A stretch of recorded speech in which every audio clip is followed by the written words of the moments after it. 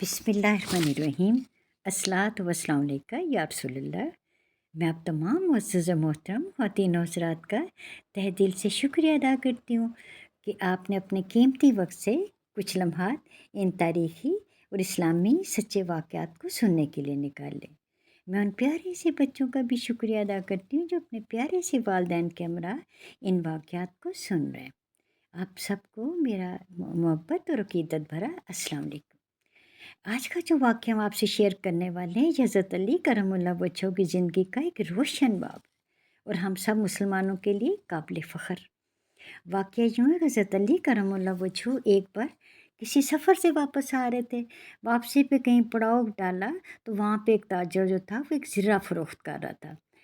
آپ کو زرہ بہت پسند آئی اور آپ نے اسے منہ مانگی قیمت دے کر خرید لیا۔ یہ زرہ چاندی اور سونے سے مل کر بنائی گئی تھی۔ زرہ آپ سمجھتے ہیں، زرہ اس زمانے میں یہ جنگیں چونکہ تلواروں سے لڑی جاتی تھی، تو یہ ایسا ایک لباس ہوتا تھا لوہے کا جو اپنے کپڑوں پہ وہ استعمال کرتے تھے تاکہ انہیں وہ تلوار کے زخم جو ہیں اس سے بچاؤ ہو سکے۔ اچھا جی، وہ جو زرہ تھی وہ حضرت علی کرم اللہ وجہہ نے بڑی محبت اور بڑے پیار سے اس کو خرید لیا، جو کاریگری کا ایک نمونہ تھی۔ لیکن اتفاق سے جب منزل پر پہنچ کر دیکھا تو زرہ جو اتنے شوق سے خریدی گئی تھی سامان میں موجود نہیں تھی۔ حضرت علی کرم اللہ وجہہ نے غلام دوڑائے کہ شاید کہیں راستے میں گر گئی ہے۔ اب یا تو پھر شک تھا کہ کسی نے چوری کر لی ہے، کیونکہ وہ ایک نایاب زرہ تھی۔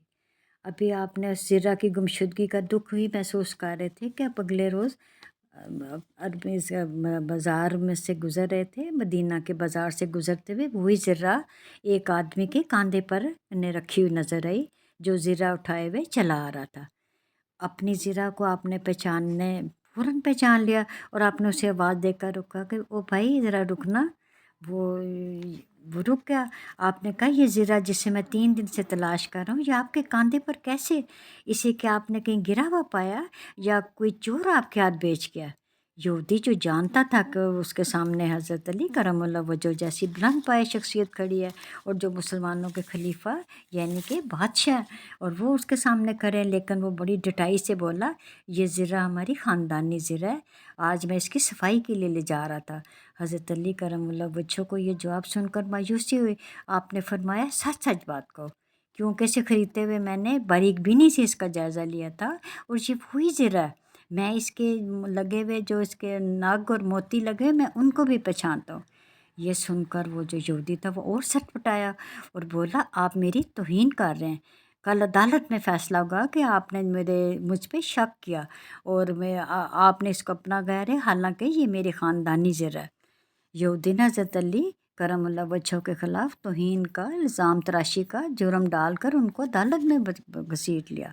چنانچہ اگلے روز عدالت جس کے قاضی القضا امام شریع تھے، آپ کو عدالت میں طلب کر لیا گیا۔ حضرت علی اپنے موقف پر قائم تھے، ادھر یہودی بھی اپنے موقف پہ قائم تھا۔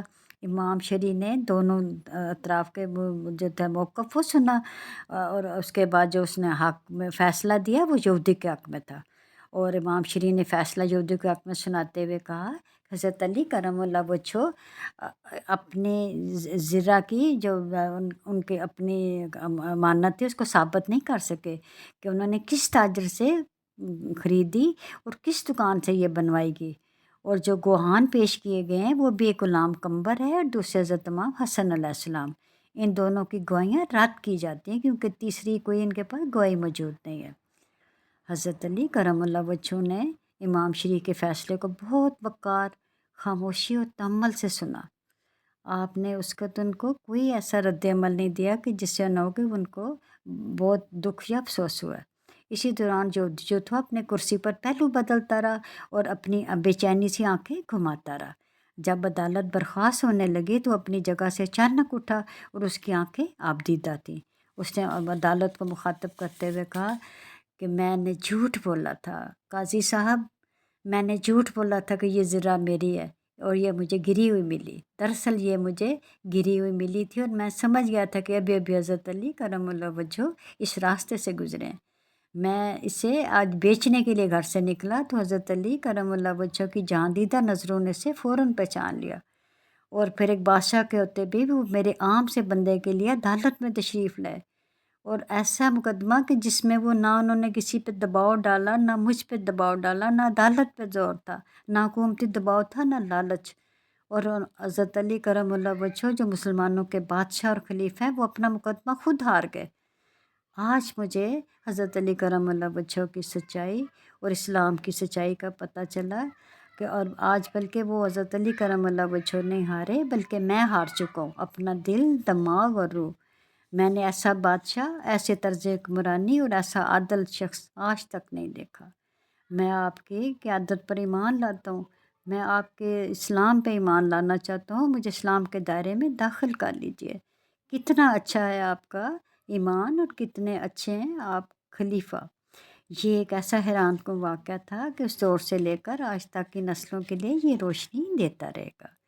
اگر ہمارے لیڈر، ہمارے کابرین نقش قدم پر چلے ہوتے، ہم سب مسلمان تو دنیا کی بہترین قوم ہوتے، لیکن یہ قوم سینوں میں ایک چراغ جلائے رکھتی ہے، اور وہ اللہ اور رسول کی محبت کا چراغ ہے جو ہمیشہ جلتا رہتا ہے۔ ہم امید رکھتے ہیں کہ آنے والے وقت میں اس چراغ کی روشنی سے سارا عالم جگمگا اٹھے گا، اور ایمان والوں میں ایمان جو ہے اس کی مزید جو ہے وہ فروزاں ہوگا۔